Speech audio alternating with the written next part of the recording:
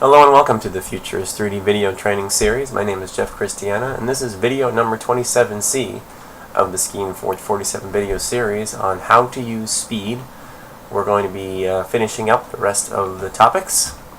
We're going to go to craft, we're going to go to speed, we're going to go down here to our orbital feed rate over operating feed rate. So what this says is it defines a speed when the head is orbiting compared to the operating extruder speed. If you want the orbit to be short, set the orbital feed rate over operating feed rate, setting to a low value like 0.1. And I like the orbital feed rate to be short, so we're going to leave that at 0.1. Your maximum Z feed rate, now what this does is tell how fast to make the vertical hop. Right now it is set to 999, so we're setting it to almost the max millimeters a second. The default is normally 1 millimeters a second, so we're moving that pretty fast. We're just going to go ahead and leave that. That was a Skeinforge setting that was already pre-configured, and I've not had a need to adjust that. So your perimeter. This is pretty important for the feed and the flow, and what this does is, by default, these are set to a 1. So the outside perimeter, this is a ratio, again, of your feed and your flow. So your feed is your XYZ, your flow is your extruder speed. So if you lower this number, let's say you're going to lower your feed rate, you're going to get a lot more plastic because your flow is set faster than your feed rate along your out. So you're going to get a stronger outside wall. You're going to get more plastic. This only affects the perimeter. It does not affect the infill.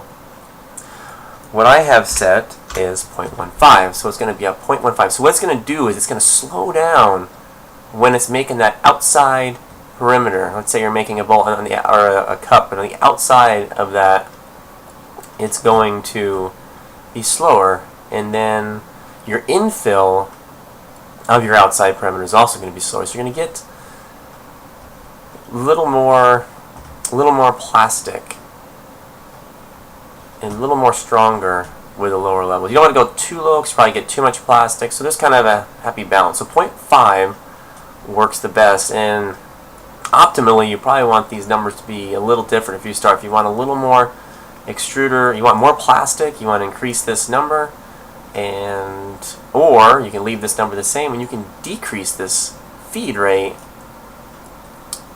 which will slow down your print time, but that'll also have the same result. So if you want to keep your speed up, you want to just adjust your flow. And that's the same thing up here. If you want that job to finish quicker, you want to just leave your feed rate because you want your machine to go fast, and you just adjust your flow rate settings. So either way, so let's say you're getting too much plastic, you can speed up your feed rate, or you can slow down your flow rate.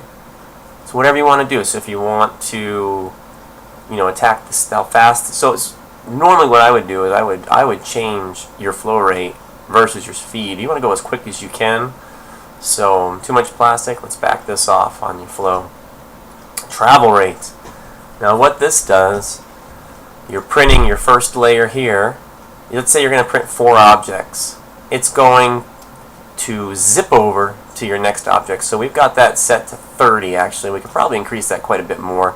I really don't care how fast it goes from one object to another. You can set this to 140 if you want, or 200, 300, however fast your steppers go. And that's how it zips. And only the travel rate basically defines the feed rate when the extruder is off and not printing. So when this thing is not printing, that's how fast. It'll also move within its object that fast. So as long as when it's not printing, that's how fast it'll zip to the next. So the only thing that'll help with that is that'll stop you from oozing a lot. I mean 30, normally you could take this and match it with 60. Would be fine. It moves fast enough to where it doesn't zip, it doesn't drip anyway. I've never really had a problem. I don't even have any strings on any of the newer prints. So Skeinforge 47 is pretty amazing. Moving from 33 up to 47 has been absolutely amazing in how well it prints without leaving strings or doing any kind of oozing. So that is the travel feed rate, and that wraps up the speed topic, and we will see you in the next video.